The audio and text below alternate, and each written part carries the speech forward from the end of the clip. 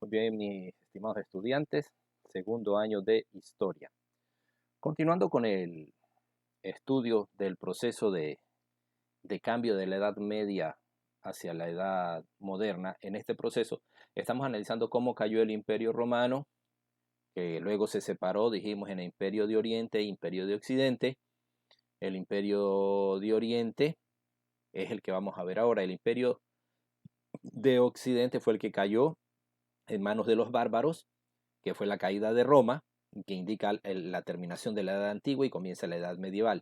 Y en este proceso de la Edad Medieval es donde aparece la formación del Imperio Bizantino, que fue el Imperio de Oriente, lo que quedó, que se instaló en una zona de Bizancio, como vamos a ver ahorita, y vamos a profundizar un poquito más cómo surge este imperio, su esplendor y su caída.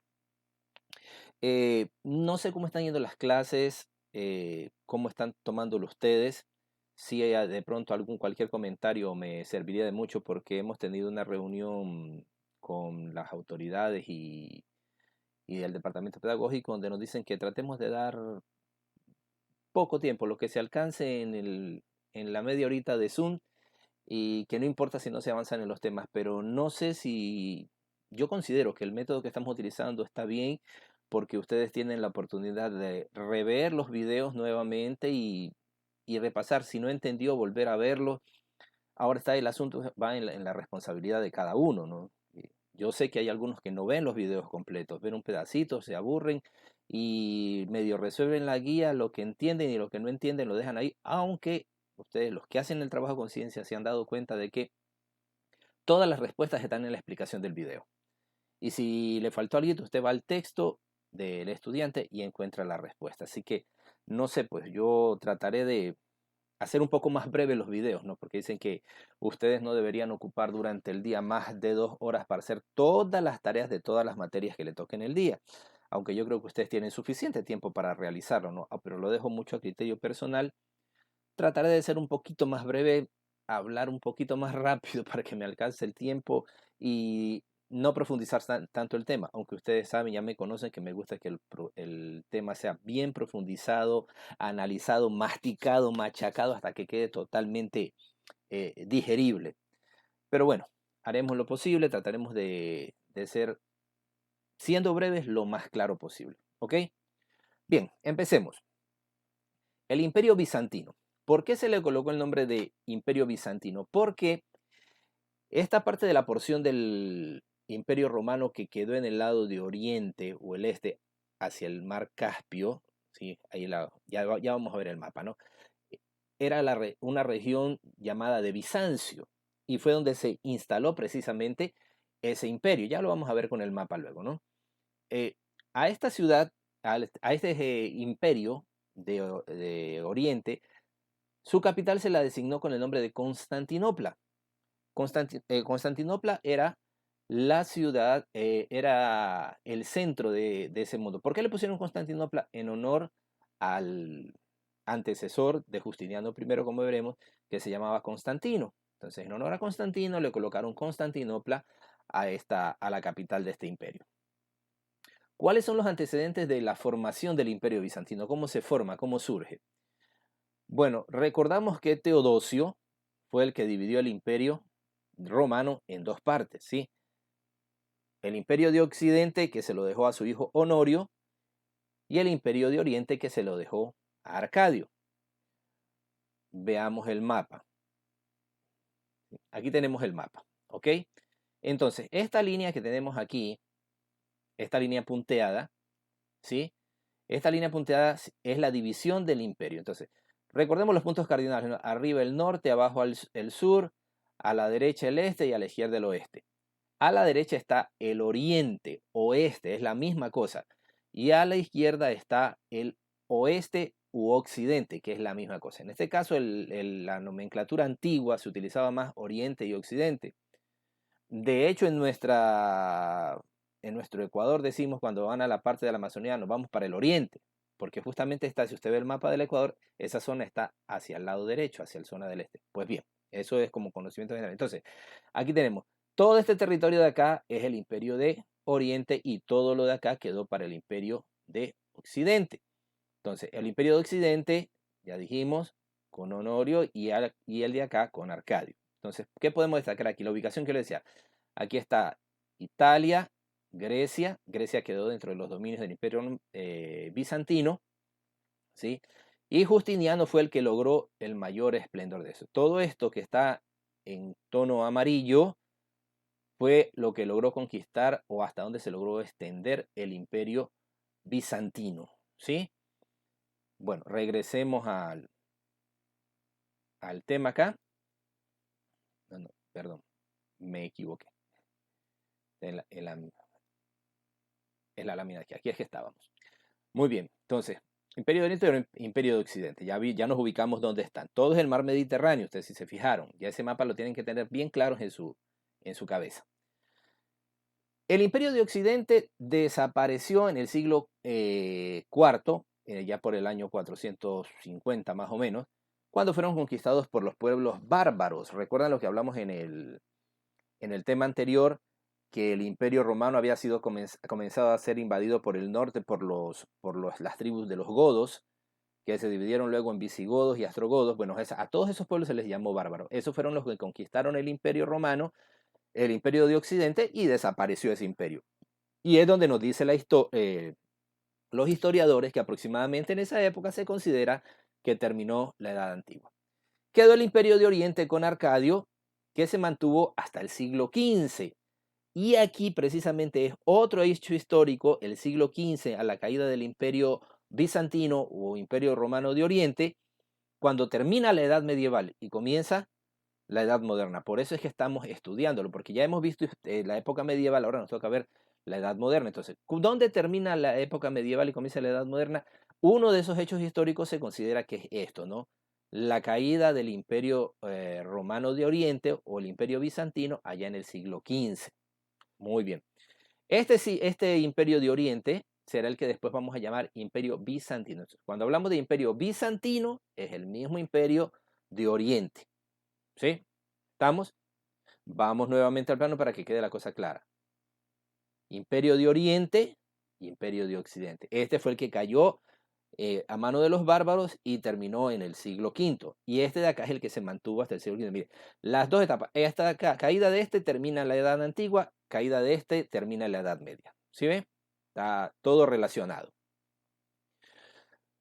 Bueno, el Imperio Bizantino alcanza su mayor esplendor con el emperador Justiniano I.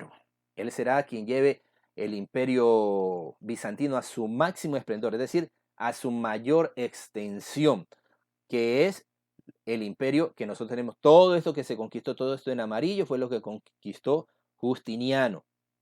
¿Sí? Justiniano allá en el siglo VI. ¿Sí? Todo esto, todo este territorio, el Mar Negro, todo este territorio lo conquistó Justiniano y fue la mayor extensión que alcanzó el Imperio Bizantino. Bueno, ¿qué era lo que quería Justiniano? ¿Por qué expandió tanto el territorio? Él quería restaurar el esplendor del Imperio Romano, lo que había sido el Imperio Romano, el gran Imperio Romano, que es todo lo que está marcado en el mapa que estamos viendo. El Imperio Romano era todo esto que está aquí.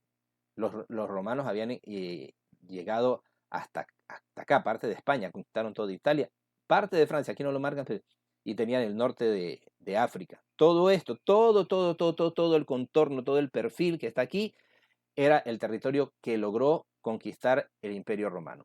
Ahora, a Justiniano, que tenía solo este pedazo, ¿sí? Logró conquistar todo esto de acá. Y logró el mayor esplendor posible del Imperio Romano. Eso fue porque él quería reconquistar los territorios que habían sido del Imperio Romano y que el Imperio Romano volviera a ser el más grande de la historia. Bien, ¿qué hizo Justiniano para hacer crecer el imperio? Primera cosa, conquistó el norte de África, conquistó Italia, Hispania y enfrentó a los persas. ¿Sí? Entonces, Justiniano avanzó hasta acá. Sí, avanzó hasta acá. Sí, conquistó Italia, Hispania y el norte de África. Todo eso lo conquistó Justiniano. Por eso fue cuando alcanzó su mayor esplendor. Todo esto es el norte de África. Y luchó contra los persas. Aquí tenemos los persas. Los persas eran los que venían del lado de acá. Para recordar, porque ya lo dije, los persas eran las tribus o poblaciones que habitaban en esta zona de aquí, que en esta zona de aquí quedan Irán e Irak, ¿sí? Siria queda más abajito por aquí, Palestina, Israel, esta zona de acá. Los persas son los que invadían por acá y los árabes por el lado de acá. Aquí están los nombres de las tribus que eran límite con el imperio bizantino. Entonces, Justiniano conquistó todos esos territorios, el norte de África, Italia, España, y se enfrentó a los persas. Trató de conquistar territorio de ellos. ¿Qué más hizo Justiniano? Organizó el Corpus Iuris Civilis. ¿Qué cosa será eso? En aquel tiempo la ley era lo que decía el emperador, en cualquiera de los reinos, sea en el egipcio, en el hindú, en el chino, la ley era lo que determinaba el emperador. En el caso de Roma, y es el mayor legado que le ha dejado a la humanidad el Imperio Romano, es el Corpus Iuris Civilis. ¿Qué es? Es el primer código de derecho civil, ¿sí? Ese corpus es cuerpo, iuris, jurídico, civil, cuerpo de leyes civiles. Por primera vez la humanidad tuvo un conjunto de leyes escritas, plasmadas en un libro, lo que nosotros en la actualidad nosotros podríamos decir que cada país tiene su constitución.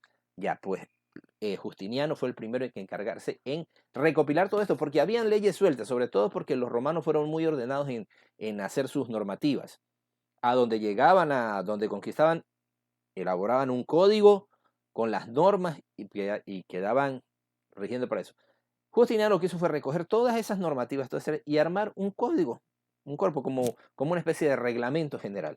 Entonces, ese es el gran aporte del Imperio Bizantino, haber organizado todo lo que era el derecho romano, que es la base del derecho actual. Tengo entendido que los que estudian jurisprudencia, abogacía, tienen que estudiar el Corpus Iuris Civilis. Estudian bastante eso para entender cómo se organizan las leyes, cómo se organiza el cuerpo jurídico de un país, de una ciudad, de un grupo humano. Ese es el modelo utilizado universalmente para organizar las leyes. Justiniano también promovió la expansión del cristianismo. Ojo, recuerde que con el edicto de Milán de... Ay, ¿cómo era que se llamaba el del edicto de Milán? No era Teodosio, el que era anterior a Teodosio. Mm, siempre se me olvida ese nombre. Bueno, el que estaba anterior a Teodosio. Es un nombre medio raro y siempre se me olvida. No sé, medio mezquino era el tipo. Siempre se me olvida. Bueno, este tipo fue el que, a través del edicto de Milán, acuérdense que declararon al cristianismo como la religión oficial de todo el imperio. Justiniano lo que hizo fue promover, motivar la expansión de todo el cristianismo. Recuerden, estamos hablando aproximadamente en el siglo V, VI, que empieza el imperio bizantino, hasta llegar a toda la época medieval. Fue tanto el poder que tuvo el imperio bizantino en promover el cristianismo como religión oficial del imperio, que en la Edad Media, como lo analizamos en filosofía, la que mandaba era la iglesia cristiana. Se hacía lo que la iglesia cristiana decía. Y eso se debió a que en el imperio bizantino se promovió al cristianismo como la ley o la religión oficial de todo el imperio. Y eso lo logró con mayor énfasis Justiniano I. Muy bien. ¿Qué tenemos que completar aquí? Bueno, la capital del imperio bizantino fue Constantinopla. Entonces, veamos un poco un plano que hay de cómo era Constantinopla y observemos que para su tiempo fue una ciudad muy avanzada. Observe dónde está, observe ahí un ratito Constantinopla. Si ve esta forma de aquí, ¿dónde está Constantinopla en el mapa? Busquémoslo acá en el mapa. ¿Dónde está Constantinopla? Constantinopla está en este cachito de aquí. Este cachito de aquí es el mismo que yo tengo en, perdón, es el mismo que tengo en, este cachito es el mismo que yo tengo, opa, ya me enredé,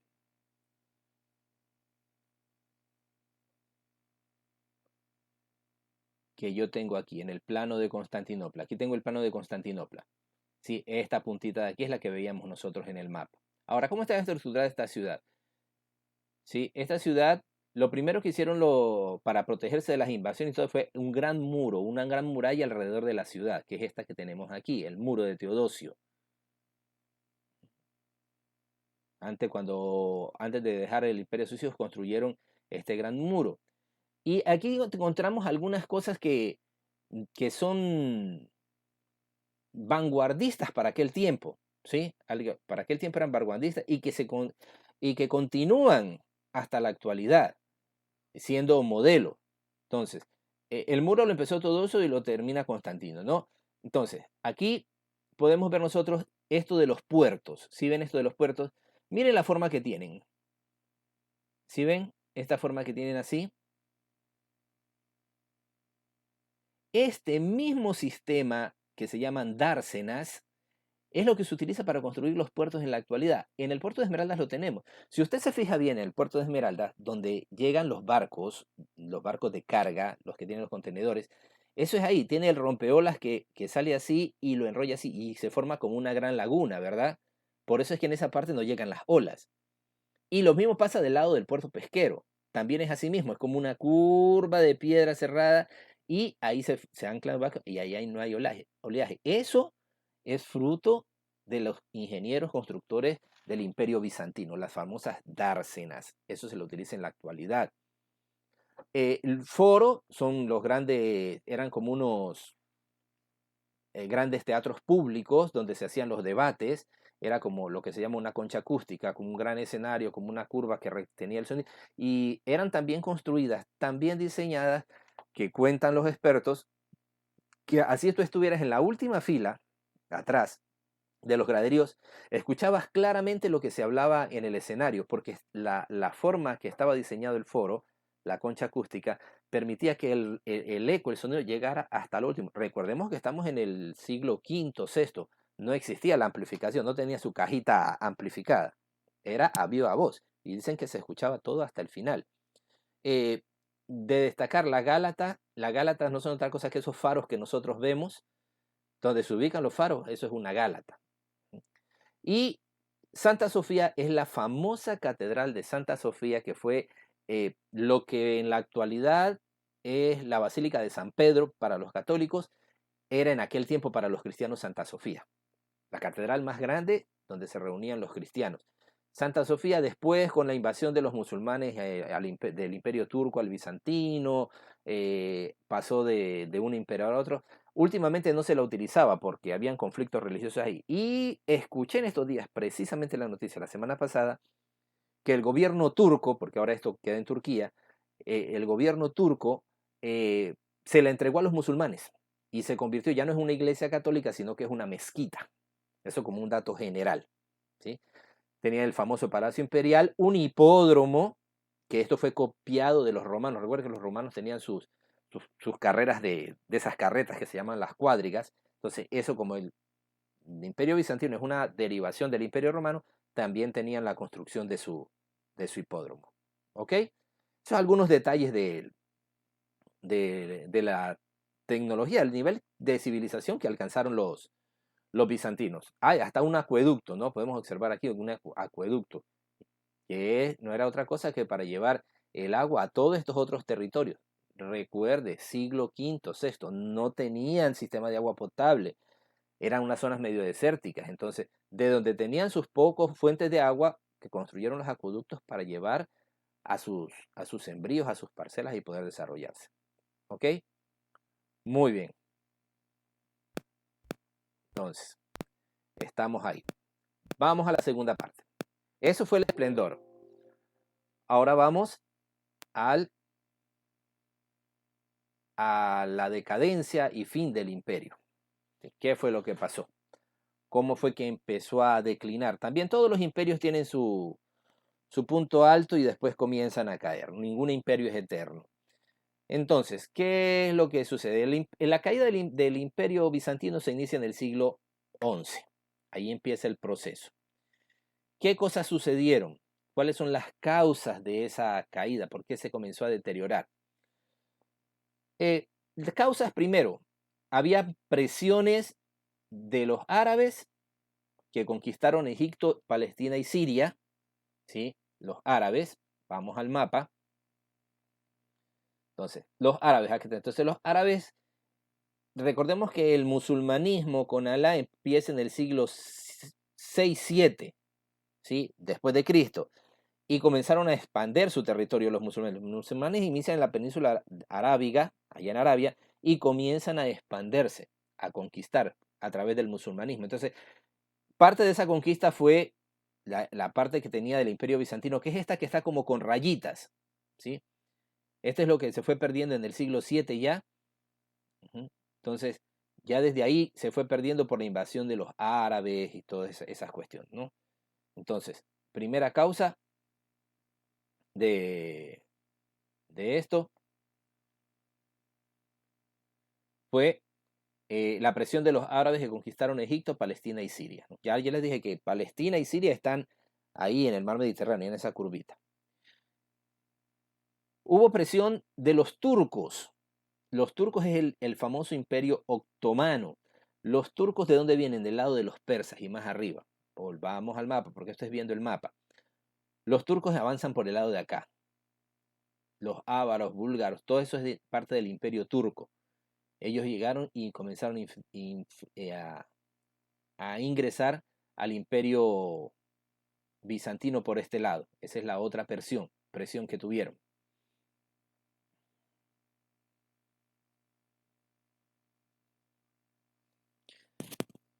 Sí. Los turcos atacaron toda la zona de Bizancio, es decir, la zona de la parte original de donde surgió el imperio, allá donde está Constantinopla. Los turcos, entonces, había presión por dos lados. Por un lado los árabes y por otro lado los turcos.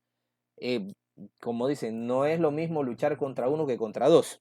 Y peor si son tribus bastante aguerridas. Entonces, eso les comenzó a costar a los bizantinos territorio y fueron perdiendo terreno.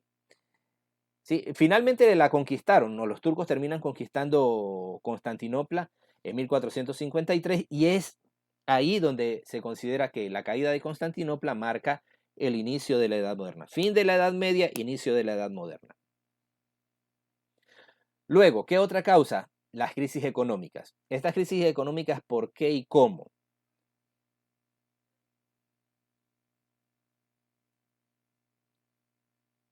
Primero, por las guerras. Ninguna guerra deja ganancia. Toda guerra deja pérdidas y una gran inversión, porque es gastar, gastar, gastar y no ganar nada.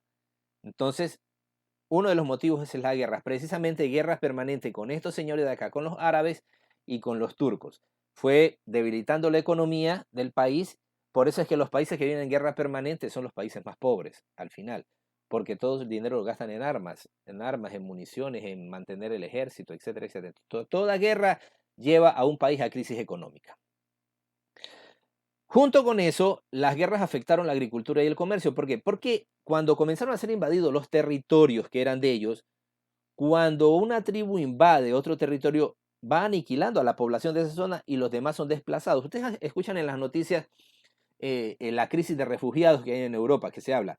Todos estos inmigrantes que cruzan el mar Mediterráneo desde África y de las naciones del norte de África para llegar a Europa. Esos son los desplazados. ¿Y esa gente por qué se está desplazando? Porque sus países están en guerra. No pueden vivir ahí. Pues acá era lo mismo. El imperio bizantino estaba en esos territorios, sobre todo los fronterizos, en guerra, y al ir siendo conquistados, ¿qué más le quedaba a la gente? Comenzar a desplazarse y irse hacia las ciudades centrales, ¿no? Y eso afectó la agricultura y el comercio. Obviamente, si la gente se desplaza de los territorios del campo, no hay quien siembre, no hay quien produzca. Entonces, eso hace que se afecte la agricultura.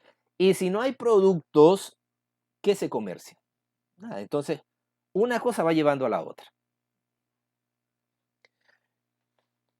A eso se llama despoblación rural. La gente del campo que fue siendo invadido se fue trasladando hacia las ciudades. Algo muy parecido a lo que sucede por otras causas en la actualidad en los países latinos, ¿no? Dejan el campo para irse a las ciudades. En el caso de acá de los bizantinos, del campo se iban a los centros de las grandes ciudades buscando la capital para que ser protegidos en primer lugar y lograr subsistir porque los territorios ya habían sido invadidos. ¿Qué ahondó la crisis económica? resulta que los italianos, que ya ahora estaban en manos de los bárbaros, de los godos y visigodos, se tomaron las rutas marítimas, controlaron el mar Mediterráneo. Veamos el mapa nuevamente para entender. ¿Qué pasa? Aquí está Italia, ¿sí? Todo este territorio, como era del Imperio Bizantino, era dominado por ellos. Las rutas de comercio son los que controlan el paso. Pero luego de ser invadidos por todos estos pueblos bárbaros, Roma, estos pueblos se adueñaron de todas estas zonas comerciales y ya cortaron el flujo de comercio que tenía Constantinopla, que es lo que lo hizo uno de los países más poderosos. De hecho, esto que es ahora el imperio, Turquía, que después se convirtió en el imperio turco o imperio otomano, ¿qué fama tienen los turcos? Los turcos tienen fama de comerciantes. En cualquier parte del mundo, usted habla de turcos y inmediatamente relacionan con comercio. La vida de ellos es el comercio, precisamente por este antecedente histórico que tiene acá. Ellos se dedicaban a comercializar en toda esta zona. Pero cuando vino la invasión de los bárbaros a estas regiones de acá, les quitaron el poder sobre esta ruta y los llevó a tener una crisis económica profunda. Entonces los italianos comenzaron a controlar las rutas marítimas y se acabó el imperio bizantino. Cayeron en crisis. Para concluir, ¿cómo estaba organizada la política y la sociedad en el imperio bizantino? Primero que todo, influenciada directamente por el cristianismo, ya lo dijimos. Justiniano expandió el cristianismo gracias a que en el edicto de Milán se dictaminó que la religión del imperio fuera el cristianismo. Justiniano logró su expansión y entonces después todo lo que se hacía en el imperio, todo lo que se hacía en Bizancio y en Constantinopla dependía de lo que dijera la iglesia, como pasó en casi toda la época medieval. ¿Sí? Entonces, las decisiones políticas, sociales, económicas eran influenciadas directamente por el cristianismo. Ojo que estoy diciendo cristianismo, no estoy diciendo catolicismo. Cristianismo, recuerde, todavía no se separa la iglesia. La iglesia era una sola, la iglesia cristiana. Muy bien. ¿Cómo era la política? En primer lugar, era un estado teocrático.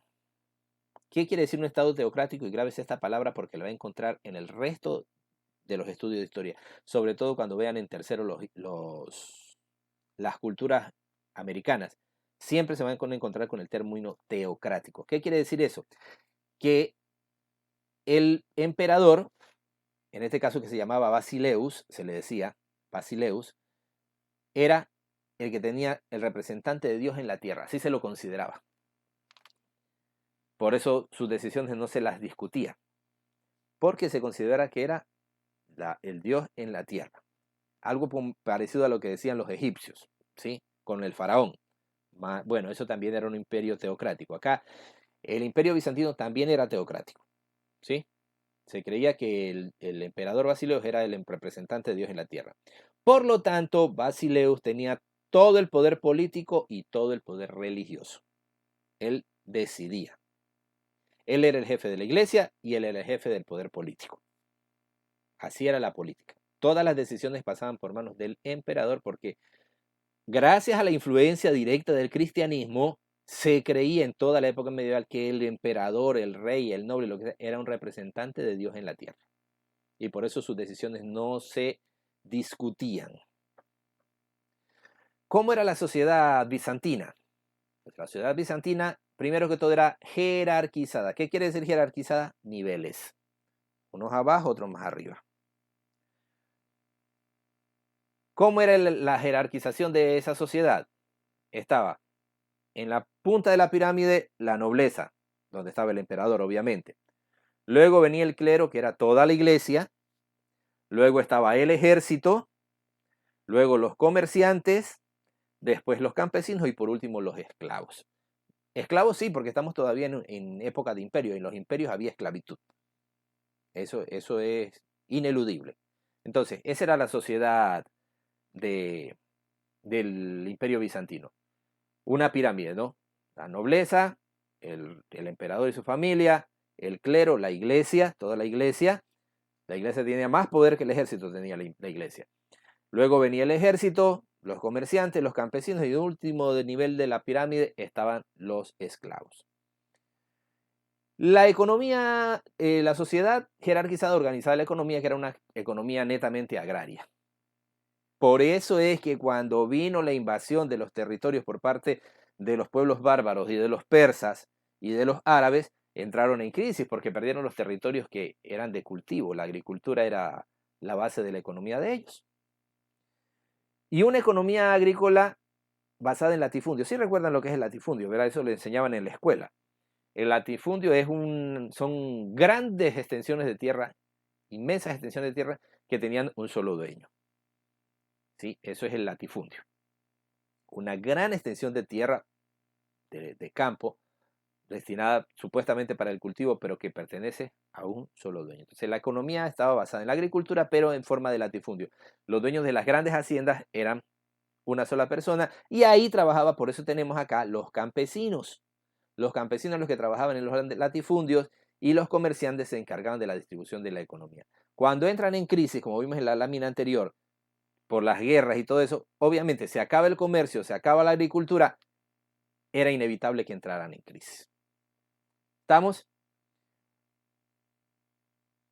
Muy bien, entonces, vámonos al comienzo y una revisión rápida. Entonces, el Imperio Bizantino, su capital fue Constantinopla. ¿Cuáles son los antecedentes de formación? Cuando Teodosio dividió el Imperio Romano en dos partes, dándole el occidente a Honorio, que es la parte que quedó con Italia, Roma, y la parte de oriente, que se la dio a su hijo Arcadio, que fue en la región de Bizancio, ¿sí? El Imperio de Occidente fue el que primero que desapareció en el siglo V, que se dice que ahí terminó la Edad Antigua y comenzó la Edad Media.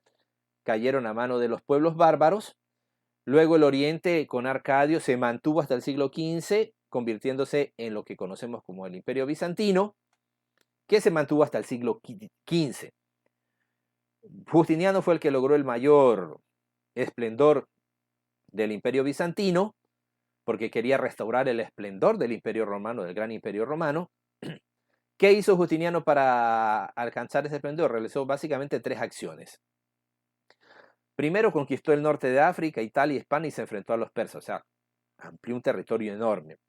Organizó el Corpus Iuris Civilis, que es organizar todo lo que habían hecho el Imperio Romano con sus leyes, organizarlas en un código, que es la base de las leyes actuales.